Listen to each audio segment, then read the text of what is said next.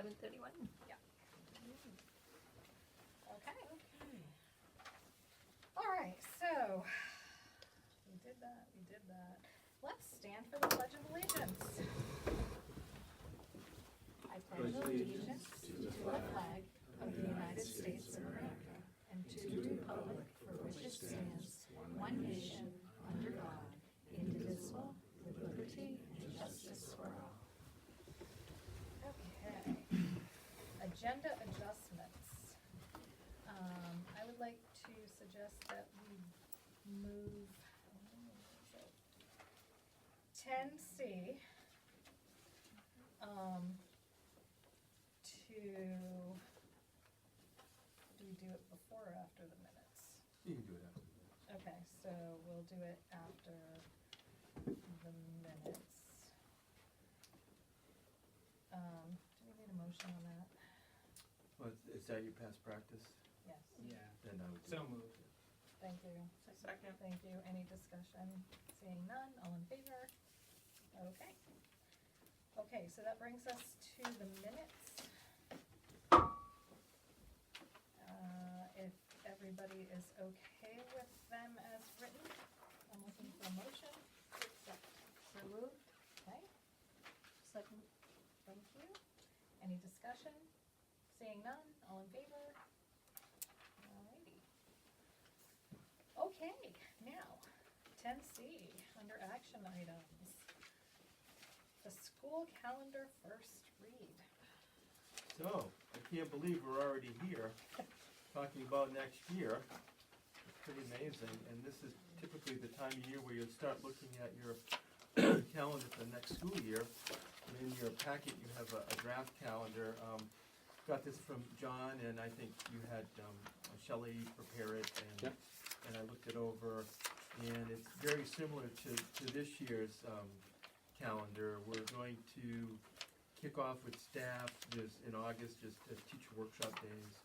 That's 2 of their 7 days. And then the first day of school for the students would be the 27th, and then I think it's the 28th. And then they are off on the Friday so that they can do their holiday break. And that's typically how it's done in a lot of schools, where you start a couple days, kids are kind of weaning back into coming back to school. It's hot generally, especially the younger kiddos. They're not sleeping as well as because they're still on their summer schedule, so it takes some time to get them reacclimated. And then the second week you would have a 4-day week and then a 5-day week, so you're kind of easing into the year. And then we built in the typical holiday breaks. One of the issues that we're going to be faced with is December. You have it's going to be a long break, and the challenge was in January 26th.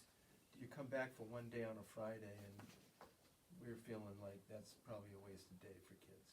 Come back on one day, and then so that will extend the end of the calendar out a little bit, but it doesn't make any sense to bring a kiddo back just for a Friday. Does that make sense to you folks? And you have your teacher workshops built in the calendar. You have the, I think the no school days, which would be signified as NS. I think isn't that teacher conference days, I believe. And so pretty straightforward. John had proposed adding 4 more early release days into the calendar. I said, let's hold off, let's have a discussion and talk about that before we put it into the calendar, and want to hear from you folks what you have to say. But right now you have, I think it's 13 early release days in the calendar, and that amounts to like 6.5 days. And so the 4 additional would add 2 days of student being out of school. So I don't know if you have any questions. I do. All right.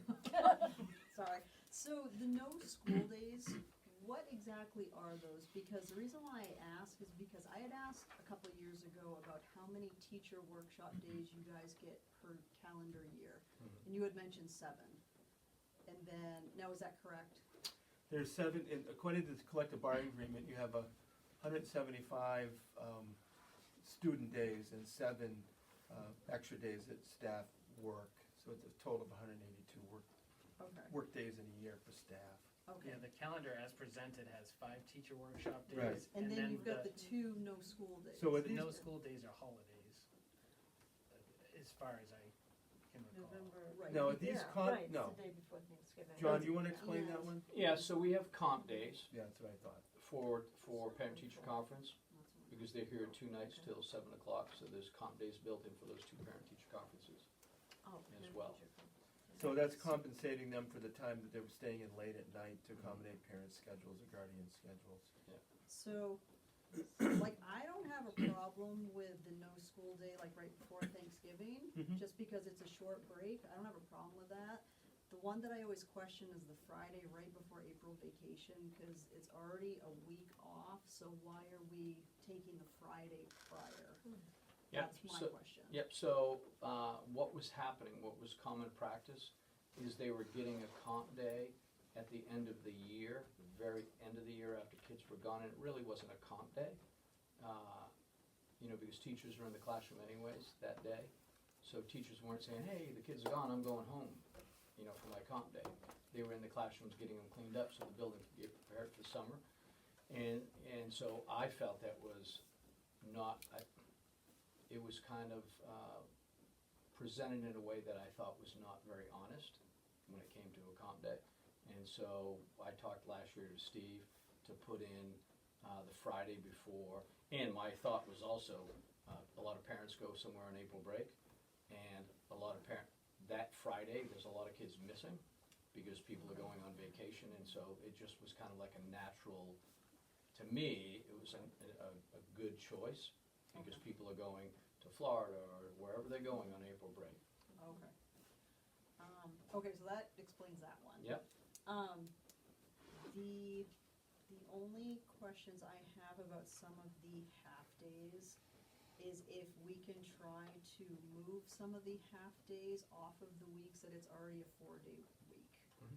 Because that seems to be a pattern, like we've got one in October where we've got the Monday, it's a holiday, and then we have a half-day that Wednesday. Then we do it again in January. Yeah, So, I can look at it and spread it out. But January is different, Well, Well, January, you have these, because the night program, yeah, the ski program. So we have the ski program on Wednesdays, and that's why we have them on, so even if it's, because it's, the only one it conflicts with would be Martin Luther King Day, that Monday, right? So is that why they built in the extra half-day, was because of the ski program? Well, it works well, because if you're gonna have a half day and the kids are going to be skiing, it's part of our, And we have Okay. 40% of our kids out of the building. yeah. It's really Group of Okay. kind of a people. tough afternoon. Okay. Yeah, so even on the non-half-day ski days, the kids that are here do like an alternate programming, do other kind of things. like Yeah. a rec programming. Yeah, and Liz Cannell and I, when it's a full day, and it's a ski day, are coming up with something to do with the kids. So, makes it challenging. Yeah. no, I Yeah. think, And I think about the kids that are back, not that they couldn't be part of ski club, Mhm. but some kids aren't skiers and they're back and they're like, well, what are we doing? Yeah, Right. yeah. Okay. so No, I I forgot think about John wanted to add 2 more early release days in January on the 14th and the 28th to accommodate the ski program. Those 2 are for the ski program. And I will tell you, every half day that we have, we are busy. We're not sitting around, keep cleaning rooms, we're doing professional learning, we're in committee work. And a matter of fact, this year, we have had a hard time fitting everything in that we need to do on the half days that we currently have, because with the new writing and a new reading program, there's a lot of professional learning with it. And then, of course, with that, we have our MTSS committee, which is academic and social emotional RTI. We have our PBIS committee. We have, not very often, but we also have our wellness committee. So we have committee work to do. We have special event committee where we're trying to sit down and plan, map out the year. Like, math night, literacy night, all those nights are planned by a special events committee. So So the only thing to just think about, because I do understand from the standpoint of like for the kids that are in the ski club, it's beneficial to them. Mhm. But again, it's not like it's 70% of the school, it's 40% of the school. Mhm. So you now gotta think about the other 60% of now parents that have to scramble for 4 half days, like week to week to week. Mhm. Because, like you said, you know, it's not the easiest thing to prepare for sometimes for a lot of parents. Right. So just, that's why sometimes as many half days that get thrown in there, especially if they're extra, not everybody's gonna appreciate them, especially from the parents' end of Mhm. it. So, and like I said, I do understand like the angle you're coming from, just please think about the other end too of the rest of the kiddos that are not participating in it. Their parents are now thinking, crap, I have a month worth of half days that I have to figure out. Yeah, the challenge for back here is that the kids that are here, the 60 kids that are here, you really can't move forward with any kind of instruction. So you can do review and you can do that kind of stuff, but then you're reviewing with 60 kids and 40 kids aren't, you know, so it's trying to figure out, what are you gonna do with those kids that are back? And that's why Liz and I are always like, well, let's do something fun with them. Yeah, I mean, I agree with Maggie, and even though, it would be nice to have an extra 2 days for the ski program, the burden that it puts on other parents, like, it's just, I just don't know if it outweighs it. yeah, I don't think it outweighs it, so I'd rather keep it as presented. Another question we had is, I mean, at least that I had,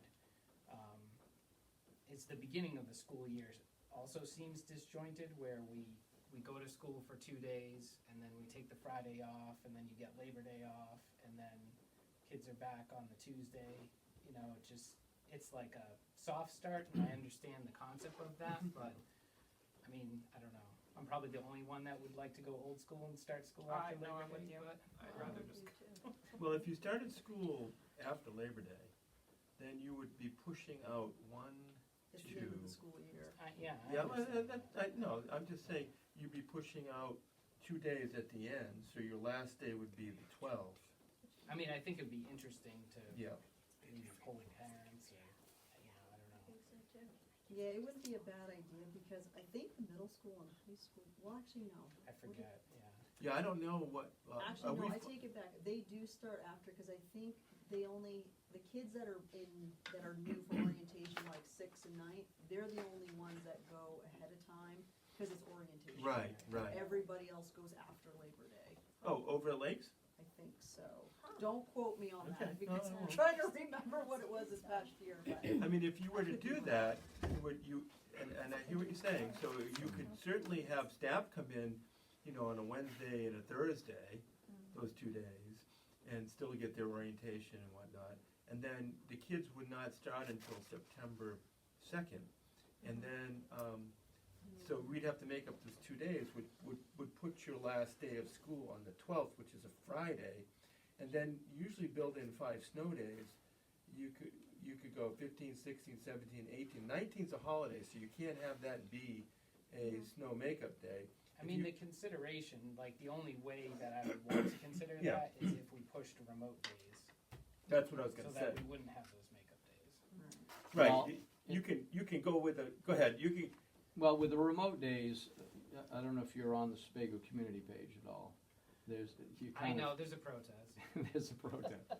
So, Well, you know. so we were the family that, it was a snow day, and we didn't equate snow day with not being a remote day, so we did our packet, and then we turned our packet in, and we didn't get credit because it was a snow day, not a remote day, and then we had to do another packet another day, and.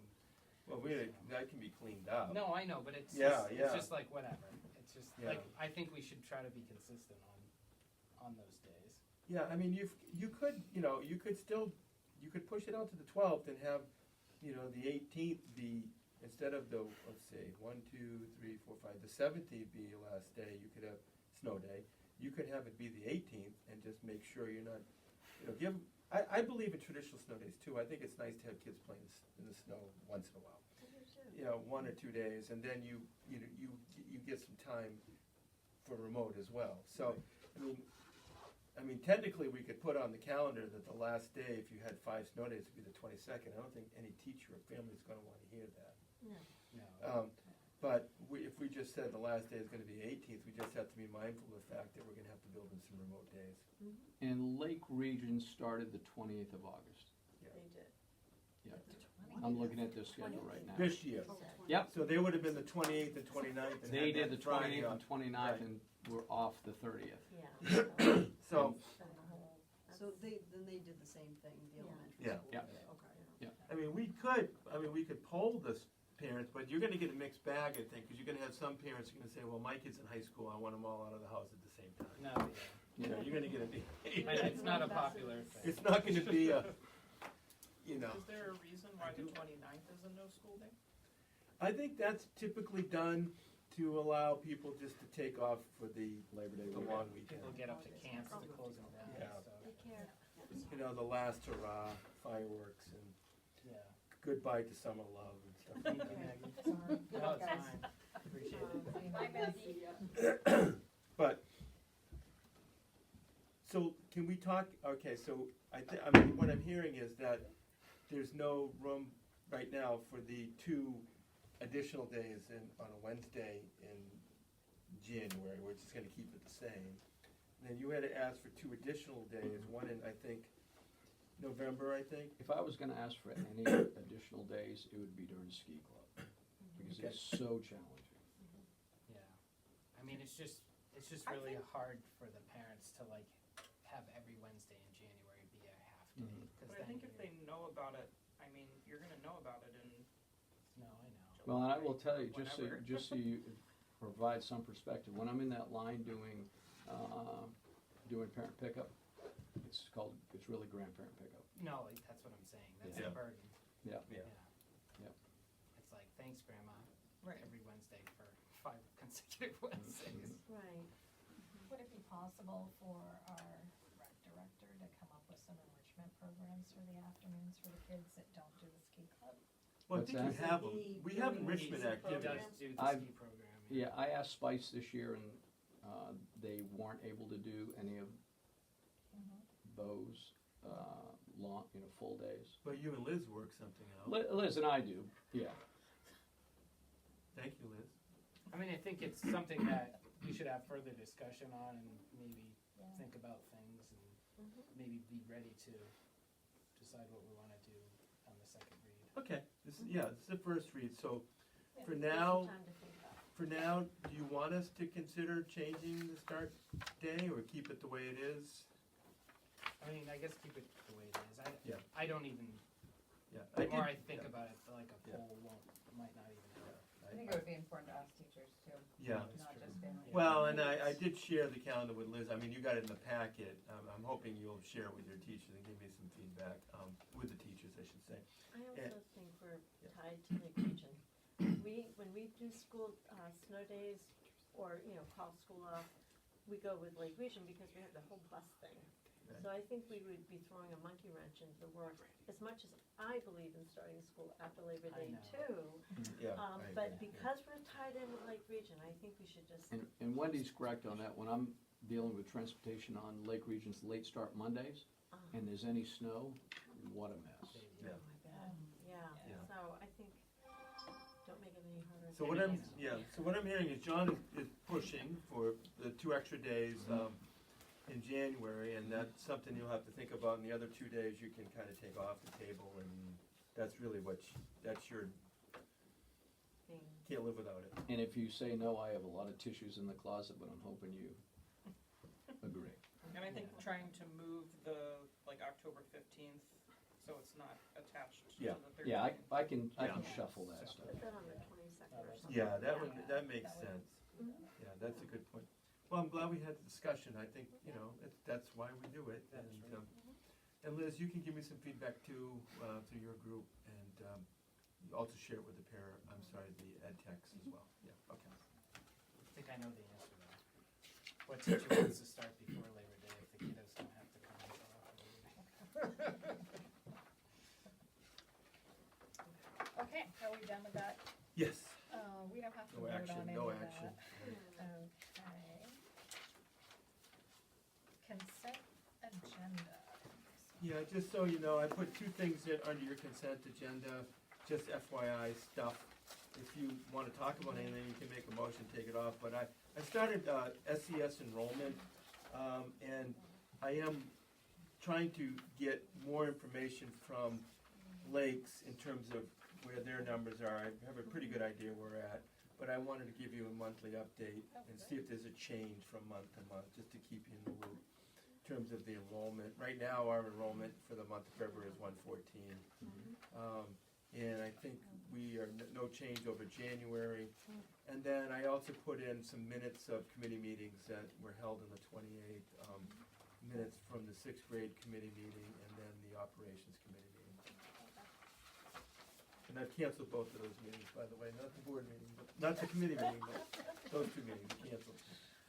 Oh, Lord. All right, so do we need to do anything on the consent? I agenda? just move, make a motion to approve the consent agenda. So moved. All right, Second it? excellent. Any discussion? You made the motion. Seeing none. All in favor? Yep. Okay. Okay, public comments. Wow, nobody wants to talk. All right, superintendent's report. Yep, we've already done the recognition of the SES nutrition program. In your packet, I put in a monthly financial report. When you look at it, I've had good conversation with Susan. I really enjoy working with her. She's very knowledgeable and thorough, and she's not raising any alarm bells with the administration. She is raising the alarm bells with Dell or John and myself. The percentages seem to be, you're gonna see some that are high and some that are low, but overall, what I'm hearing from her is that, we're within normal limits when it comes to percentage of the budget that we're expending in the current fiscal year. I didn't know if you folks had any specific questions. I'll try to answer them. If I can, I'll ask John or Dell to help. Why under regular instruction substitute FICA, it's 223%? That has to do with budgeting, doesn't it? Yeah, Yeah. and I'm gonna get into talking about substitutes. Historically, you've under budgeted substitutes, Yeah. and we've been pulling it from other lines. So the salary will be high, and everything that's a function of salary, you're gonna see be a higher percentage. Okay. So yeah, that's an issue, and we'll talk about that when I do the budget presentation. We've added some more money into the budget for substitutes. You get people that are on a medical leave, or you have people that, it might be a death in the family and things like that, and, budgeting for substitutes is always a bugaboo. I've seen it everywhere, it's not just unique to Sebago, I've seen it in large districts, small districts, it's hard to predict it, and you just do the best you can, but we have some data based on past practice that we might wanna look at adjusting that line. Well, we have a 566% of the budget spent on sped teacher FICA. So. Yeah, and how that- much is that? What's the dollar amount? What page you on? You're on I'm on page 3. page 3. Yeah. So you're looking at, is that, I'm just looking at percentage of budget. yeah, so it was budgeted for FICA, I think, that was under budget at $36, we're $168 over budget, so that makes it look like a huge number, but Oh, yeah. you're only talking $100, but still, $100 is $100, don't take me the wrong way. Every penny counts. Yeah. Teacher salary is also. But, overall, in terms of the percentage of the budget spent to date, we're in pretty good shape. Okay. Okay. Rich? No, Yeah, and so you'll get an update. I'm gonna be bringing this to you every month. I think it's important that you have a look at it every month, just see what the changes are and whatnot. All right, so if there's no more questions about that, I'll jump right into the budget presentation. Here we are, I can't believe we're talking about fiscal year 26 already, and I'm gonna draw your attention to this PowerPoint. I thought we would have pretty slides up there, but we weren't able to work that out. John says the TV's on the fritz or something, or? TV's dead. So, long John- live the TV. I'm gonna be referring to this document right here, it's called, Sebago School Department Superintendent's fiscal year 26 budget overview. And this is prepared for you folks for tonight. And I'm going over the big picture. I call it the Douglas Mountain view. And I was able to go and find a picture of Douglas Mountain. It's really pretty in color. So when I do my public presentation, I will do it. So we're looking at the Douglas Mountain view. And I didn't know they had a nice little tower. Yeah. Get up here.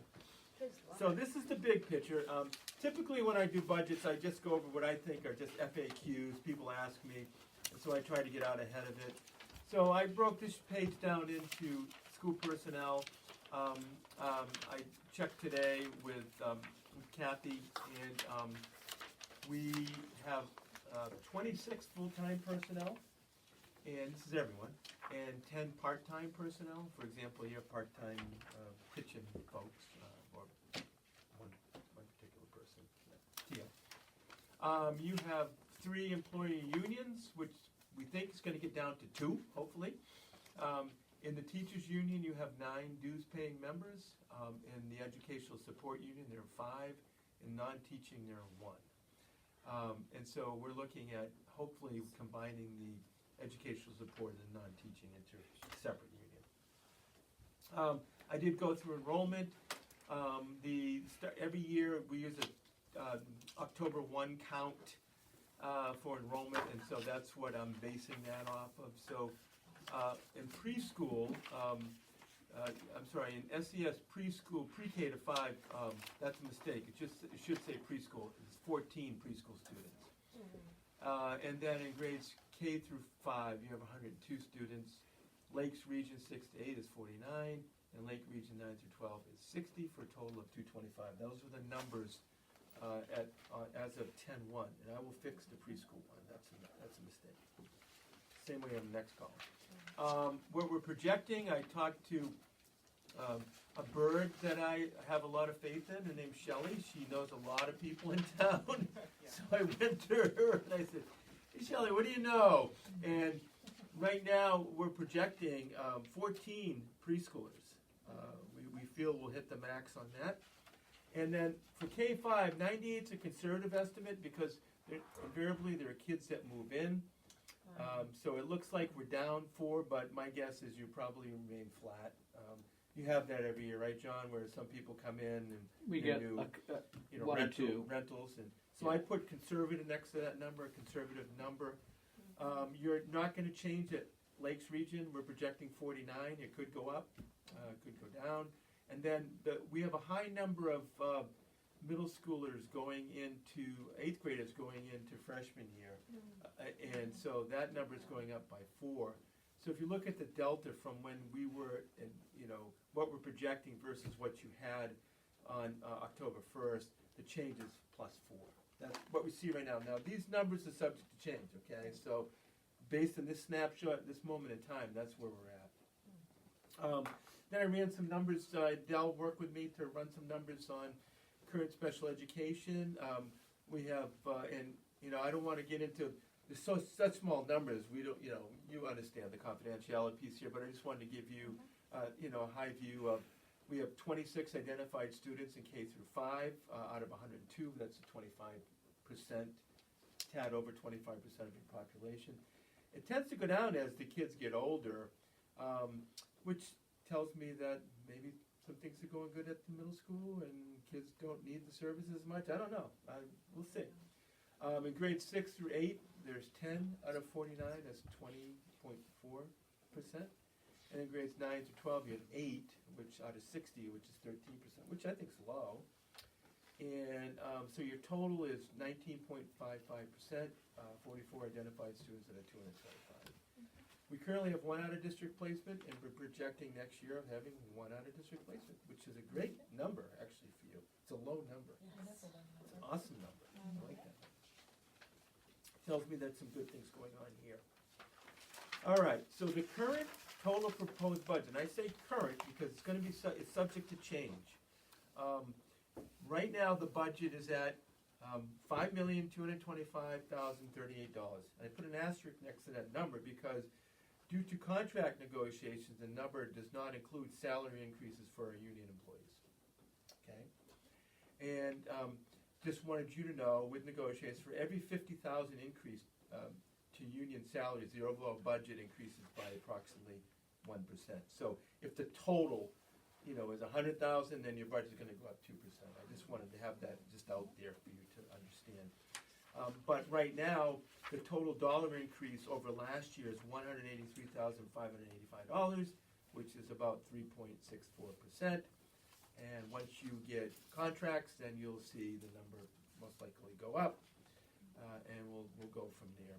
I wanted to let you know that statewide, the superintendent's had a meeting. I've asked John to go to these meetings because I need to spend more time here instead of going to meetings, and he works on Wednesdays and I don't, so I've asked him to sit in for me, proxy for me in some of these meetings. But we're hearing that the range for projected budget increases throughout Cumberland County and throughout the state of Maine actually is somewhere in the range of 6 to 14%.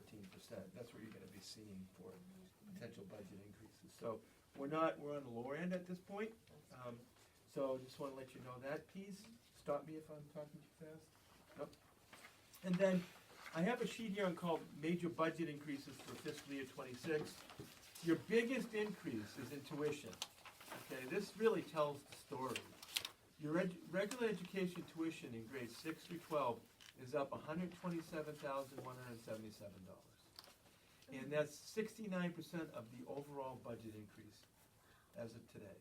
So 70% roughly of your money goes to Lakes Region, not to the elementary school in terms of the increases.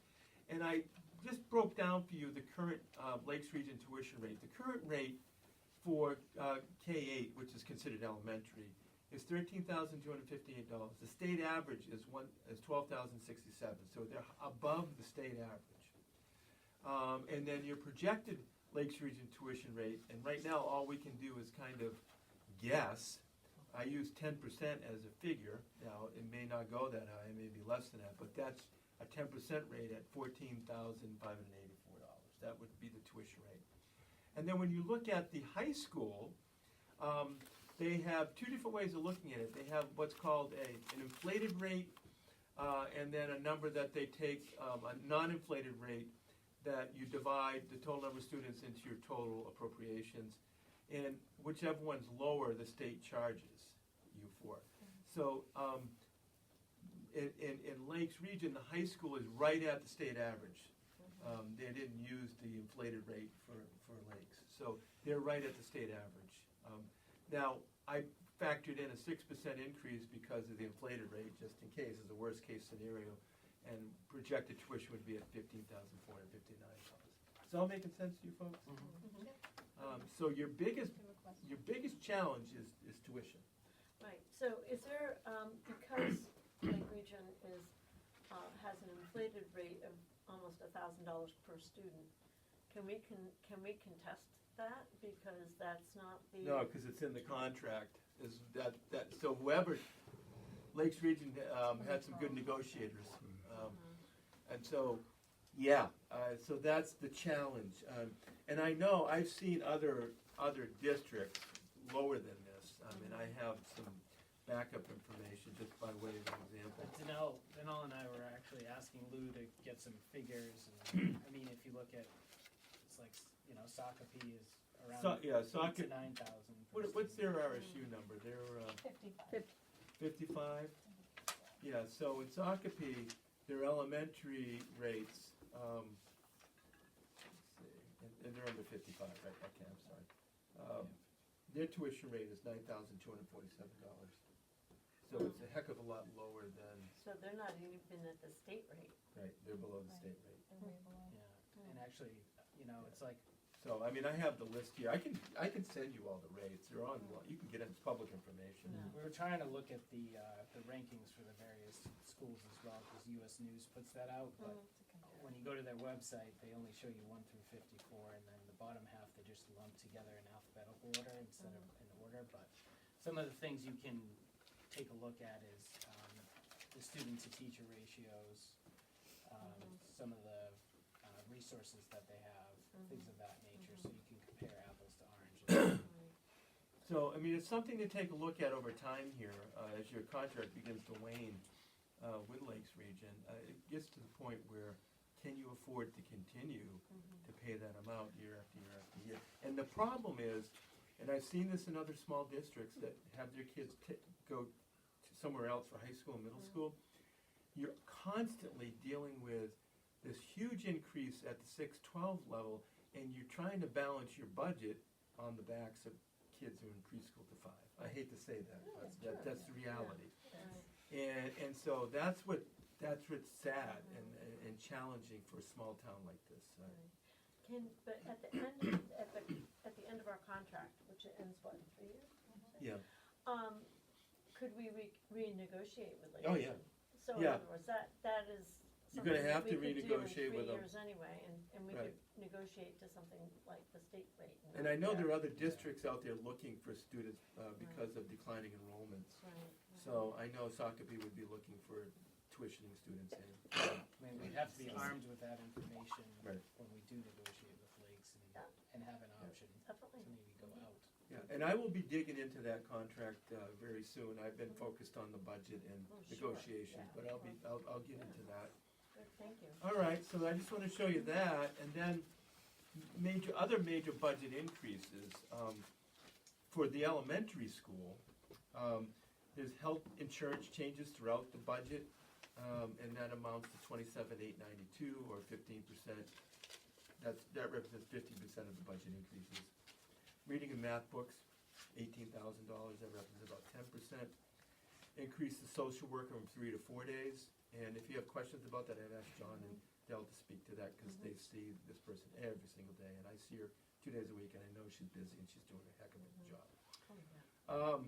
And so that 1 day increase, and that's just for salary. There's some other smaller amount for FICA and other things that are function of salary.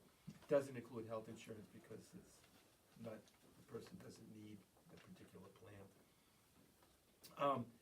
And so that comes out to 7.2%. Substitute salaries, here's where we can take a gamble. If you want to cut 4% out of the budget, we can take a gamble and not budget for it, but we're telling you that we're going to most likely spend that substitute. And then tuition reimbursement, John did talk with teachers, and we're projecting that there's going to be some teachers taking courses, and so we're looking at an increase of $6,000 for that. And that's been historically, I think, to some degree under budgeted as well, and that represents about 3.3% of the overall increases to the budget. So there's not a lot we can go at, and if you want to, keep your budget down, then we would be cutting books or we'd have to look at other items, but that's when you start getting into impacting your elementary school. Sure. No, and it's It's interesting. a rock and a hard place. Because you talk about, we weren't budgeting accurately, and that was the case for the past couple of years. Yeah. We were trying to make it look good on paper, and then at the end of the year, we spent a Well, it little comes more. back to bite you in the long run. And then the major budget decreases, I have one, and there's a mistake, it was 25, it should have been 26, for fiscal year 26. Reduction in force, a part-time gift and talented teacher for a total amount of $22,372. This will help offset the cost for the additional day per week for the social worker position. And then I have your 10, actually there are 11 cost centers. You don't have a CTE program. That's going to be 0. But when the voters get, it's a budget validation referendum, they'll vote on your cost centers. And what I did was I wanted to go through and take a look at what's the percentage of your cost centers. So, regular instruction, pretty on par with what we see in other places, about over 50% of your budget. Special ed, about 22% of your budget. You have, over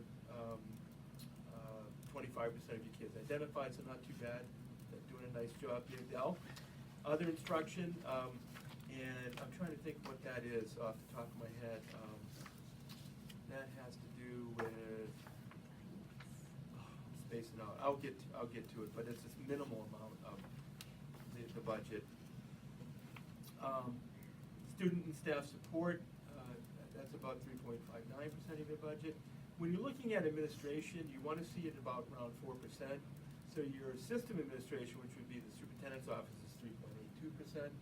Standard fare is usually around 4. School administration is 4.16.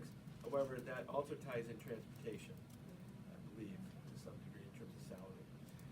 Transportation and buses, 3.4% cost center, and then your debt service, and then your food service is 25,000. You carry the 25,000 for food service. And I'll get back to you on the 2,000. I had it and I just spaced it. You skipped facilities, right? Oh, facilities, yeah, facilities is 5.9% of the budget. So those are the costs, and as they are today, you know, again, I keep stressing as of today, because there will be some change. And then I looked at your anticipated grant funds, right now, and we tend to underestimate on these, because, you're better off, you know, going with what you had in the prior year, or underestimated, because you've overestimated on revenues, then it comes back to bite you. So, for special education, we're looking at roughly $65,000. Title I, which is program and services, which provides customized instruction and curriculum improvements, $15,000. Title II, which is PD, $3,000.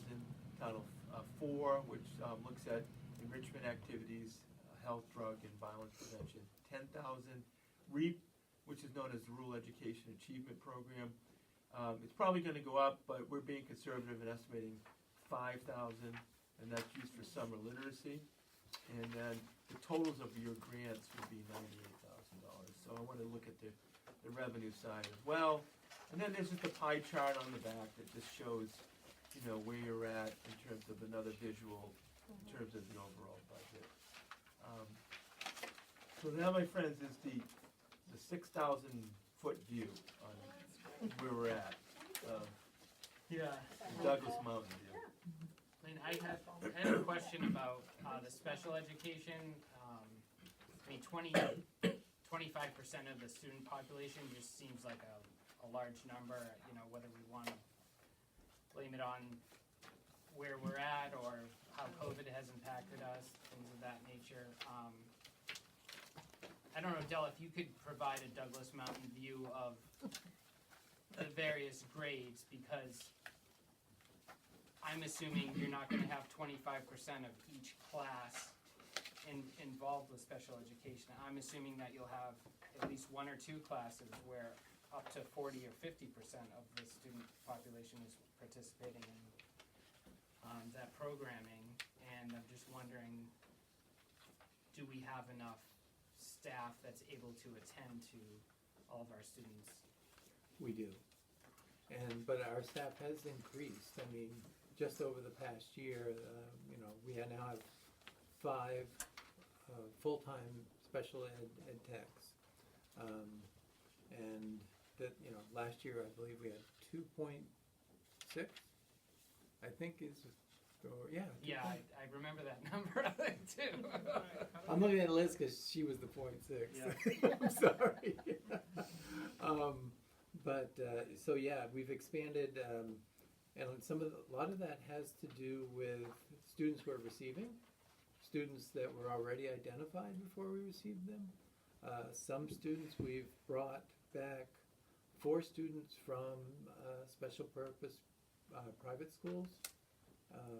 3 of those were placed at a preschool, and 1 just at another special purpose private school.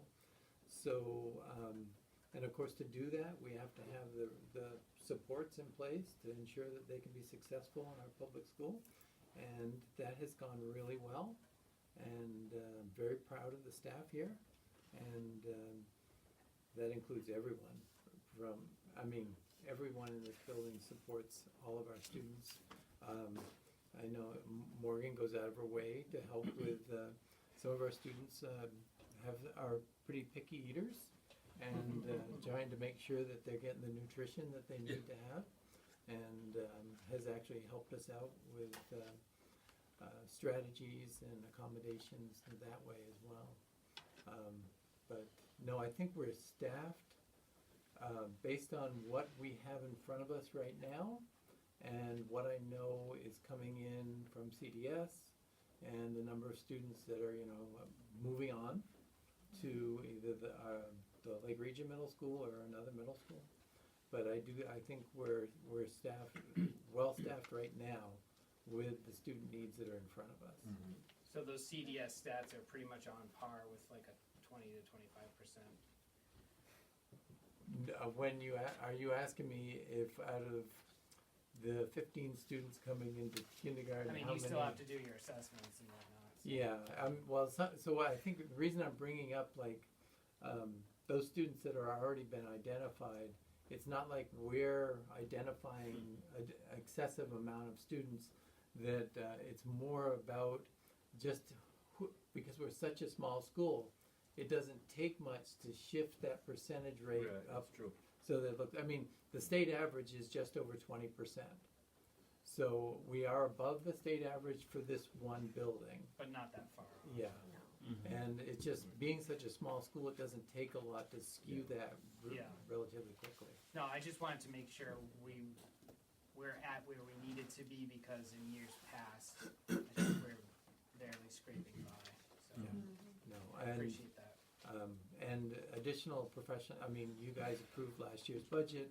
There's additional professional development in that budget, and we've been accessing that so that we're increasing the capacity of our staff with regard to their the PD and the experiences that they have. Thank you so much. Yeah. Yeah, and thank you for asking Del a question, because I asked him to come tonight. I need you to come tonight because it's special ed question, so I appreciate you asking that question. And the other thing I want you to know, I did meet with Del and John, and we talked at length about the social worker position. It's needed. They'll echo what I'm saying to you. But I did want you to know we're all in support of increasing that to another day. There are a lot of kids there's a lot of needs right now. And, I see it when I'm out and about, some kids are hurting. So, Del, if you want to say anything to that, or John, Well, I think most schools are experiencing the same thing, particularly since COVID. We have a lot of students who are struggling with big feelings throughout their day, and those big feelings can get to a point where they're unavailable for learning. And that's really why we need that social work piece to address that piece, to spend time with the students, to come up with coping strategies to help them be successful here at school. And I would say if you want a good example of someone that can come into a school and impact immediately, she has made an immediate impact.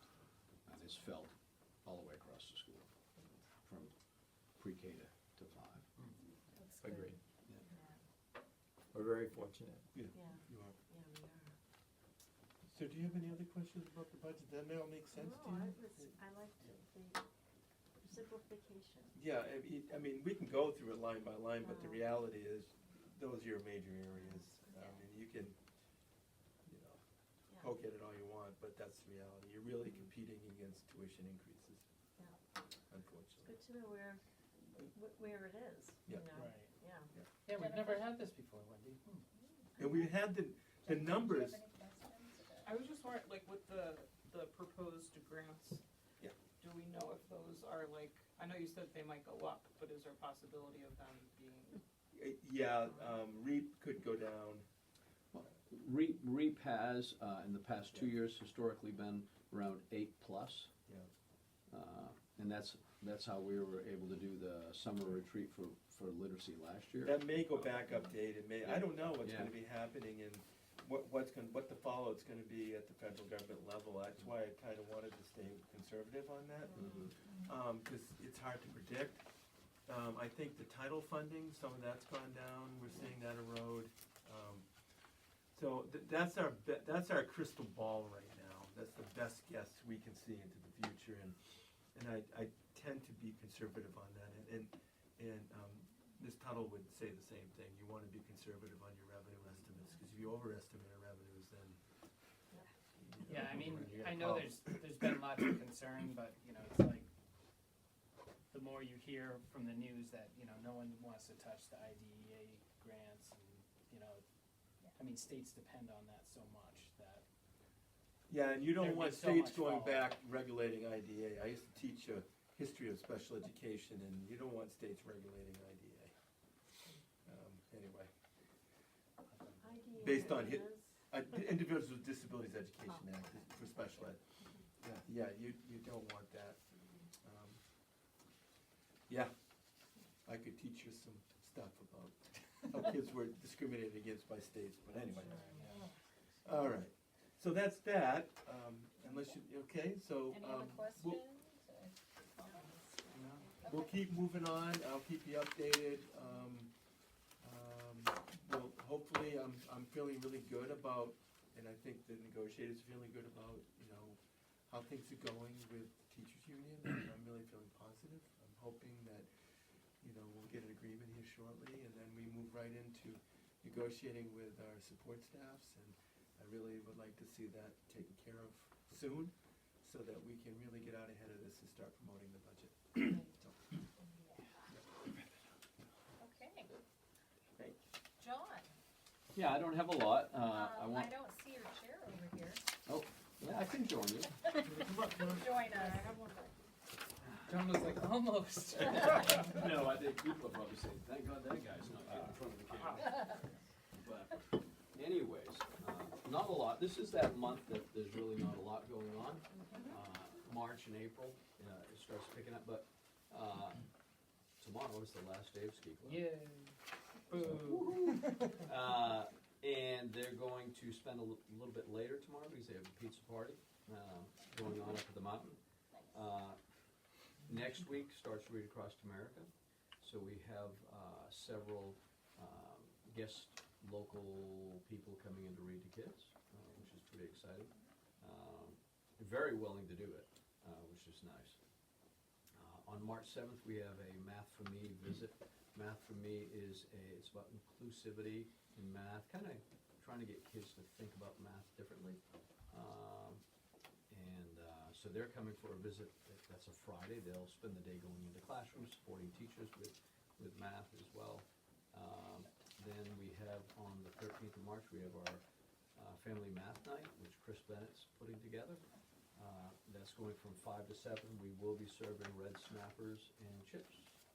The families, we have it at 5 to 7 and feed them so that way more families come in, and they seem to come in droves, which is nice. And the other happening, we have Gretchen Berg's Physical Theater on March 24th, which spices funding. We're going to fit her into one day because we just can't match the other day she has. And we can really fit all that into one day. Curriculum, we have the March workshop on March 14th, which is our last workshop of the year. And then we have 3 staff going to the MTSS workshop where I'm sending the social worker, an interventionist, and classroom teacher, so we can find ways to better support our kids, as you were talking about, with literacy and math. So they'll be spending April 7th at that conference, and then we have Liz Cannell and one of our classroom teachers going to the Maine Math Inclusive Conference April 10th. That's at University of Maine Farmington. That should be really, hopefully it's really a good conference. So we're sending some teachers out for some professional learning, and so they can bring that back and show us what they do. And that's it. Thank you. Any questions? Anyone? No? Thanks, John. Brief? Wanda, can I speak on this one? Action items. So you're on action items now, and one of the items is reduction of force, and I need to talk a little bit about it publicly to let you know and let the folks in the community know that due to some changes in local conditions, for example, your budget went up pretty high, it was pretty high last year, right? And the fact that you're looking to try to have some funding for the new salary agreement. So the local conditions are tough right now in terms of, the burden on, where we're at with schools and also where the economy is. So we looked at a reduction in force, and one of the areas, you said I could engage in this at the last meeting, and one of the areas we looked at, I had conversations with John and some others, we looked at how can we address the local conditions, and one of the things we looked at was our gifted and talented program. Currently, the gifted and talented program serves two children, and when I talked to others about it, we could be serving some more than two, and the way the state is moving towards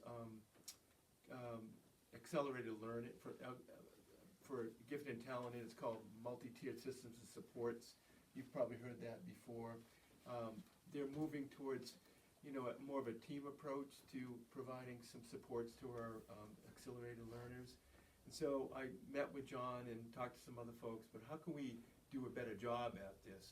Maybe serving more kids and looking at other areas other than just language arts and math. And one of the things we talked about is looked at the possibility of kind of having an analogy to special education, where you have a team of teachers come together with the principal and others to take a look at kids individually, not simply just looking at test scores, but looking at them holistically, outside of the area of math, let's say, and reading, but also looking at some of their other talents, such as music and art.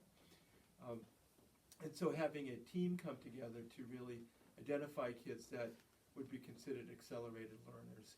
And so we floated that concept by, and John has a background in curriculum assessment and instruction, and said he would be willing to work with the staff to have more of a curriculum integrated approach, having groups within classrooms working with kids that have accelerated needs.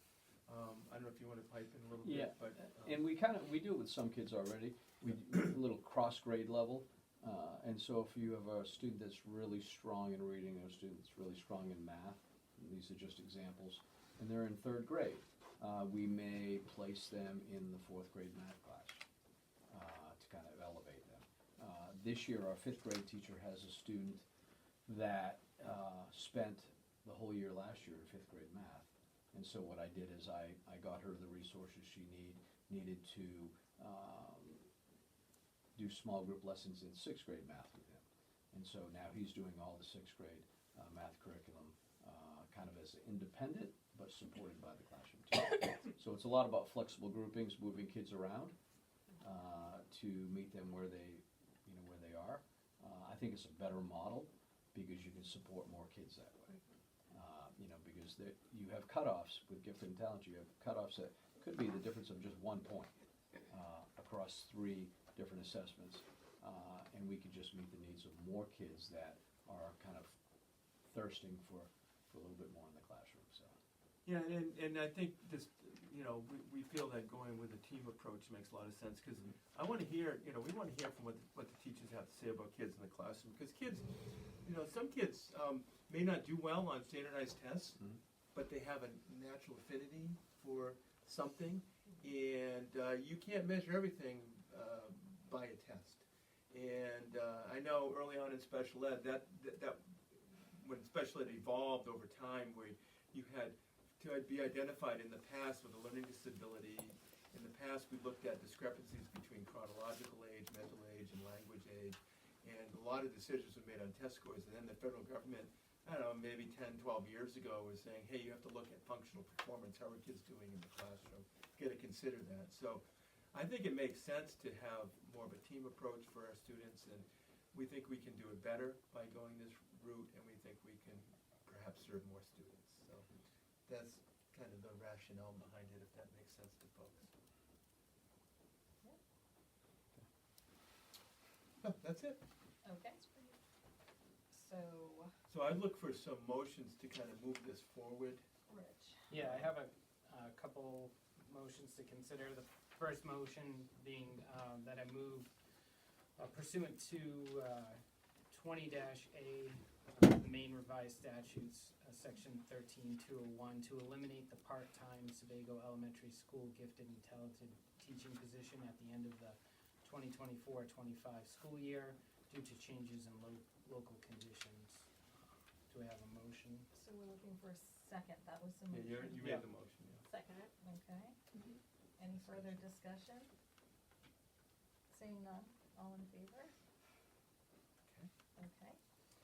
The second motion would be moving pursuant to 20-A of the Maine Revised Statutes, Section 13201, to terminate the part-time teaching contract of Ms. Linda Hoffman as a result of the elimination of the part-time gifted and talented teaching position effective at the end of the 2024-25 teacher contract year, and to instruct the superintendent of schools to provide written notice to Ms. Hoffman of this decision no later than 90 days prior to the effective date of this motion.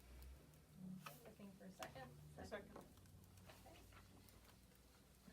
Any further discussion? Seeing none, all in favor?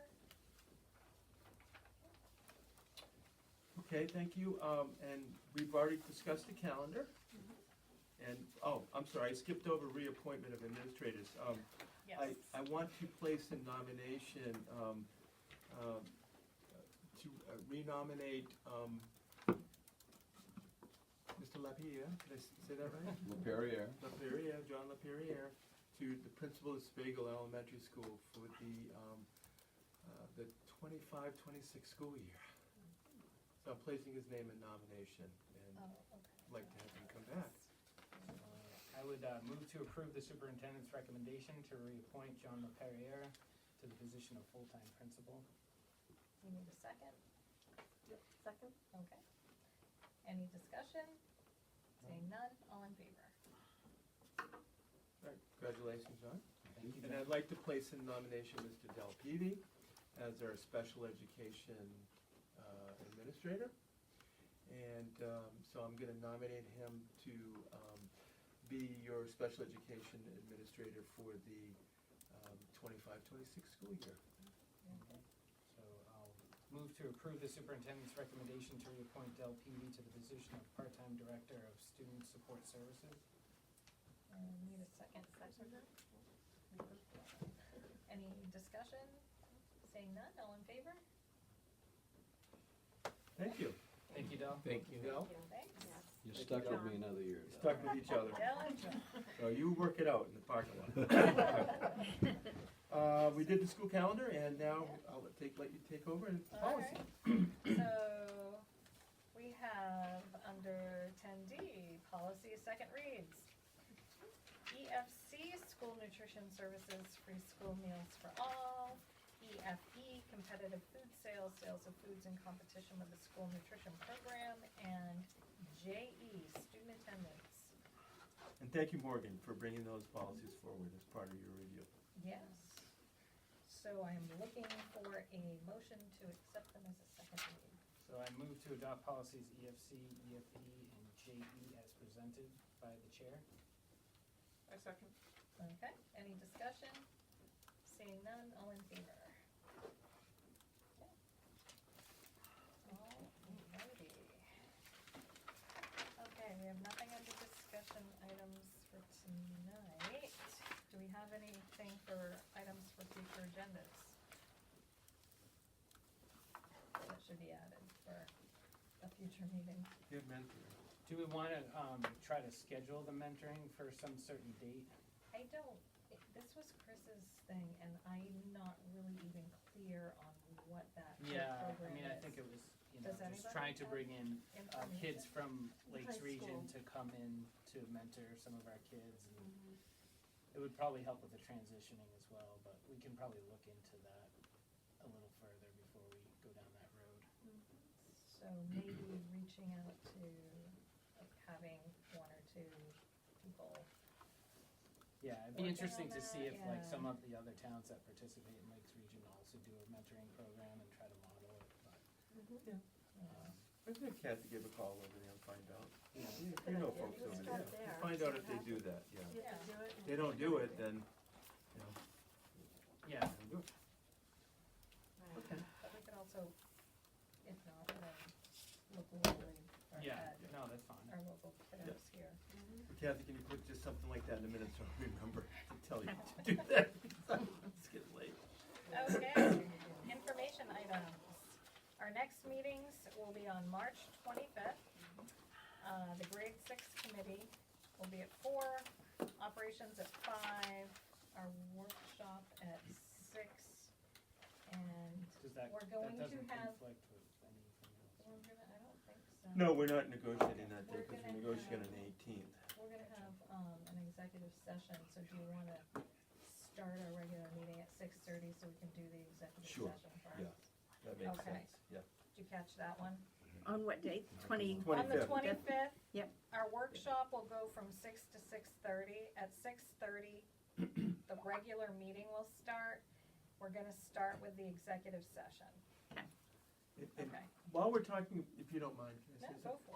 for it. While we're talking about the committees, I'm gonna recommend that you change the committee from grade 6 committee to space needs committee.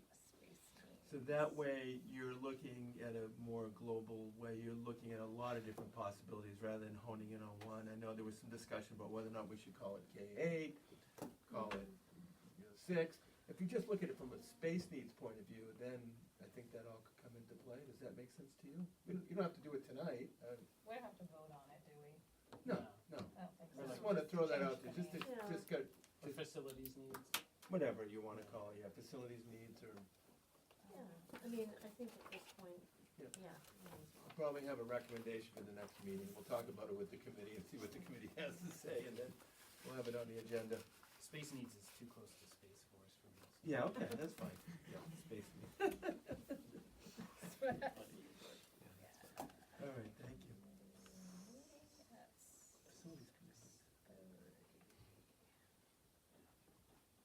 We also have Okay, a regular so, school board meeting too in May. so the budget-related dates, so March 25th, we will be voting on the budget. Okay. Tuesday, April 8th, it's our special school committee meeting where we have to approve the warrants. Tuesday, April 15th, Lou and I will meet with the select board at their regular meeting to present our budget and answer any questions they may have. Wednesday, May 7th, at 7 PM is our annual school budget meeting here. And Tuesday, June 10th is election day and budget validation referendum. So, that takes care of that. Okay. So make sure you guys get those on your calendar. Yes. Oh, yeah. Yeah, and, Okay. yeah, it's April one for the regular school committee meeting is not on there, obviously. No, it's not. These are just budget related. Yep. Okay, so, does anybody have anything else? Motion to adjourn. Thank you. Second it. Oh, we got 2 seconds. All in Wendy and I favor? keep seconding together. All right.